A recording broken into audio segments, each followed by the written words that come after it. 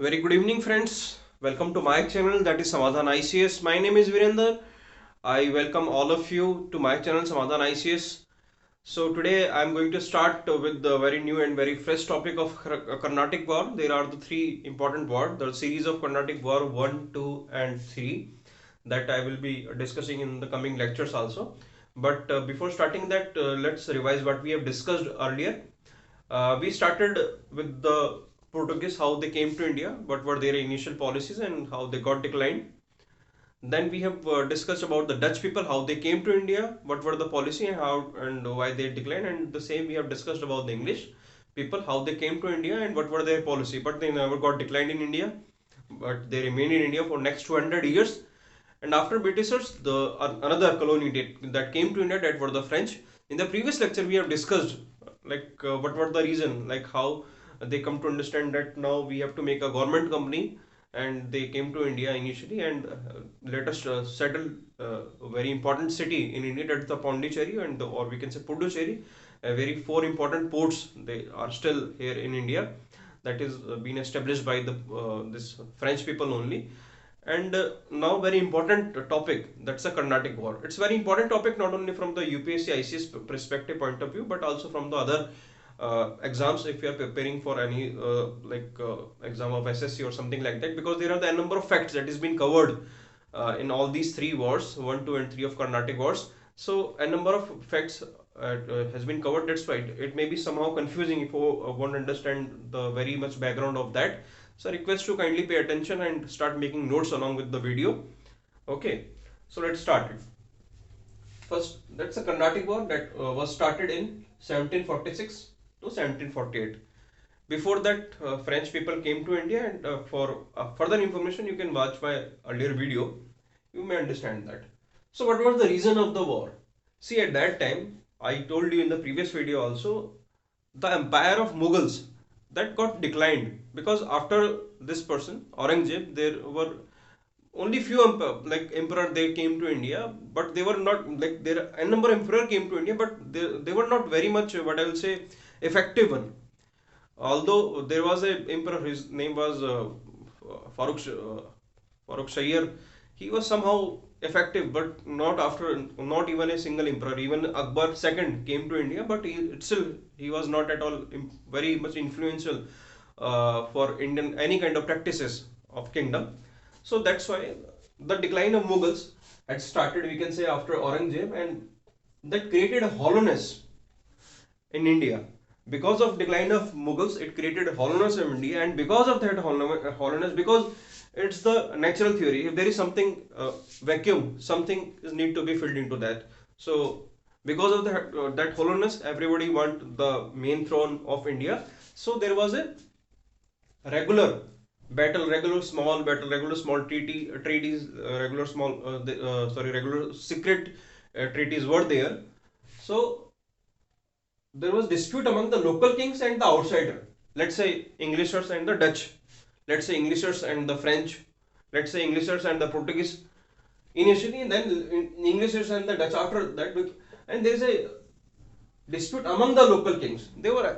Local kings were fighting with each other, because earlier the only Mughal was there and other few only small princely states were there, and most of the area acquired by the this Mughal emperors. So it was very difficult for the small princess state to go against the Mughal emperor. That's why that's why things remain anyhow very much in managed way. But after decline of this Mughal emperor, everybody start covering the hollowness that occurred in Indian this feudal system of, at that time of history. So local king start getting any kind many kind of disputes. That also a reason for this Carnatic War. And another reason was the Austria. There was a king of Austria, and he was not having any son. So later he created a law. If you have the daughter, still she can have the throne. And he also did so. He gave throne of the Austria to her daughter, but that was actually later on what else protested, widely protested by many of the countries of near areas. So and later everybody wanted to have the Austria in their pocket. So Austria is also the reason of war between French and English people. So Austria remained the center of dispute between the English and French. I told you, a law made by the Austria king. That is not important. What is the name of the law and who was the king and who was the queen after that, who got the throne. That is not important from our this examination perspective. Still, you like to know, go and search it, Google it. Okay. So Austria remained the center of dispute between Englishers and the French people. So that was the reason. That was the important reason. So that was the background of this whole war. Decline of Mughals, dispute among the local king and the outsiders, and Austria remained the protagonist, the center between Englishers and the French. Then what was the immediate cause? Just after that, what was the immediate cause? There was a person whose name was Captain Burnett from England. He actually seized few ships of the French in Pondicherry and felt that now I am more somehow important. And later on, they definitely retaliated it. There was a person, his name was La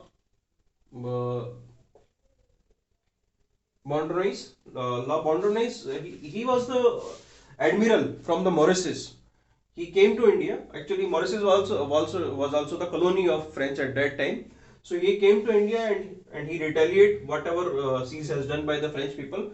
So this person, La Bourdonnais, he actually seized the area of Madras. Not only the ship but also the land area. He started seizing and he seized that area of Madras. So he did so. So definitely that was the immediate cause. So initially the Englishers poke it, and this is how they retaliated. The French people, they retaliated, they captured, they seized the area of Madras. Then Britishers, and see, very important thing I would like to make you understand here, Britishers never came in front in any war. They always put some dummy for them who actually fought the war, but they always remain in the background. You will see in further wars also, maybe the like after the Carnatic war, there are the number of war that has been discussed in the Indian this modern history. So every time when you will see very, what I will say, clever policy of the Britain, they never remain in the front chair. They always remain in the background, and front chair actually been derived by some of the Indian only. So they did it in very what I will say, very clever way. And in this case also, Britishers, it may be the possibility Britishers can directly attack on them, but they didn't do that, and they asked help from the Nawab of Carnatic, that was the Anwaruddin. So he was the Carnatic Nawab, and they asked help from the Anwaruddin, and they said ki in the area of yours of Karnataka, some of this foreigners came and they actually captured our area of Madras. Now it would not be possible for us that from tomorrow we will pay you whatever you are asking to us. It may be taxes or anything. So they made Anwaruddin understand that because of your important reign in this area, because of your important army, how could somebody can capture any area of yours? So Anwaruddin, they like went to Anwaruddin. Later on, what was the result they faced?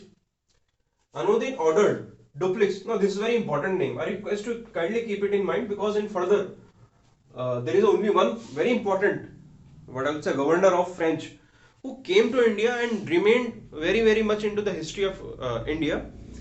Not only in India but history of this Western world also, the Dupliex. Because of the policies, the kind of nature, the kind of what I will say, aura of this person, the belief in himself, that all these things made him a great leader. Great leader not only for the French but also an example for the other people. Those came to India, and still in many, what I'll say, motivation slogans, many kind of slogan and a number of written material has been used in the name of Dupliex only. It's a very important name, and he's very successful leader also. He was the governor of French, and they ordered to return it back. Whatever you took from English, just return it back. And what Dupliex said and what Dupliex agreed to give it to Carnatic Nawab. To whom he want to give? he wanted to give to Carnatic Nawab, not to Britishers, but on a condition that it would not give it back to the English, to the Britishers. So what happened? Initially, the Britishers attacked or seized few ships in Puducherry, first thing. Then second thing, what happened? Later, the French people retaliated and acquired, seized few area of Madras. Then what happened? English were never came into the picture directly, but Anuruddin, who was the Nawab of this area of Carnatic, he came to the picture and Anuruddin ordered to Dupliex, he was the governor of French at that time, to return it back whatever you took from the British army. And on the order of Anuruddin, the Dupliex also got agree, okay, I am ready to give it back to you, to Anuruddin, to the Nawab of Carnatic, and to you only, but on a single condition, on a single promise, that you would not give it back to the Britishers. You would keep it remain with you. So somehow Anuruddin felt it very insulted. How an outsider could not accept his word? How could an outsider retaliate his words? So he felt insulted and took the revenge and thought to took the revenge, and finally the battle of Carnatic, or we can say battle of Saint Thome. This is the important name. The battle of Saint Thome actually fought on the bank of river Adyar. Adyar is still a river in Tamil Nadu. You can search it. Just under the Chennai, there is a river of this Adyar. So on the back of this river, there was a battle of Saint Thome that was fought between French people and between the army of this person Anuruddin. So that was very easy one for the French disciplined army. If I am saying disciplined, it means I am saying there are only 500 to 1000 soldiers from the French side, and there are more than 10,000 from the Indian army. But still French army won this thing. That's why I said this is very important person, Dupliex. The policy, the how he actually what I'll say managed everything. If I'll say regarding the war, how he like created everything, that was at that time also and still now also it's very heads off. So you must have seen a movie that's 300. How 300 warriors actually fought the battle and how they actually proved them. So same thing happened in this battle, the battle of Saint Thome. The French, having very disciplined army, with the help of that disciplined army, only few kind of soldiers, say 500 to 1000 soldiers, they fought against like 10,000 of 10,000 Indian army soldier, or I can say soldier under the Anuruddin, and won the battle, and they created what? History.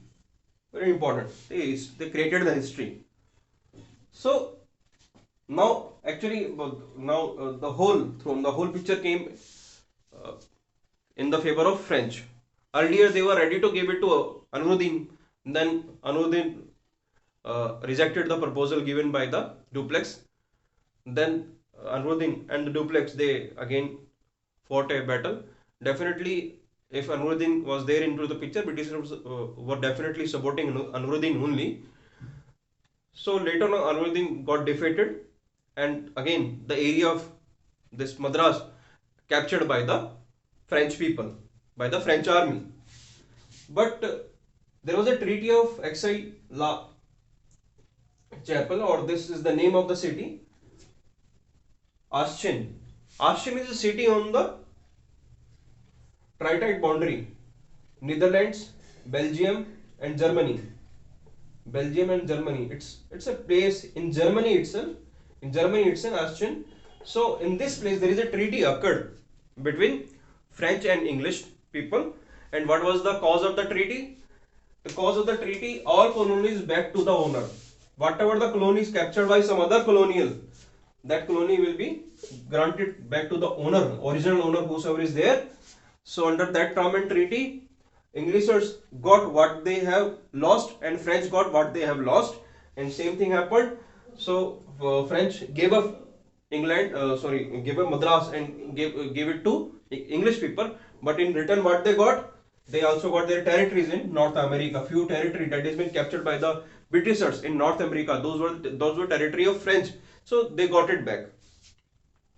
So I will say the first war, this Carnatic War, that was somehow the maiden war for French and for the English people, because this war started for some reason and later ended in some other reason, and nothing no side got any kind of benefit. French got whatever they had, and same thing happens with the Britishers. So this was the first Carnatic War, my dear students. In next classes, I will discuss about the second and third Carnatic War. If you have any doubt in this video lecture, so kindly comment me, ask me. I am there to share my information to you people only. And I'm just giving few seconds to you. You can take a note of, or you can go for a, like last click of that. Thank you so much.